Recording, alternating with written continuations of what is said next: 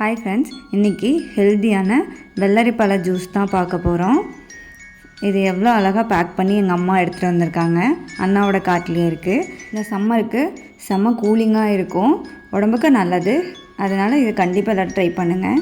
இதில் நான் தேவையான அளவு மட்டும் கட் பண்ணி எடுத்துக்கிறேன். அதோட தோலை இந்த மாதிரி எடுத்துக்கலாம். அதை எடுத்துட்டு இப்போ கட் பண்ணி அதில் இருக்க விதைகளை மட்டும் எடுத்து வச்சுக்கலாம். இந்த விதைகளை நம்ம வெயிலில் காய வச்சு எடுத்து வச்சுட்டு ரீயூஸ் பண்ணிக்கலாம். இப்போ மிக்ஸி ஜாரில் இதை சின்ன சின்ன பீஸாக கட் பண்ணி எடுத்துக்கலாம்.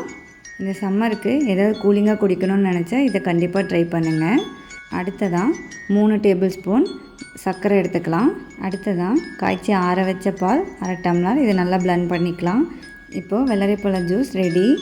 ஜூஸாக இல்லாமல் இந்த மாதிரி கட் பண்ணி நாட்டு சர்க்கரையில் தொட்டு சாப்பிட்டா இது இன்னும் டேஸ்டியாக இருக்கும். இதை ட்ரை பண்ணிவிட்டு கமெண்ட் பண்ணுங்கள்.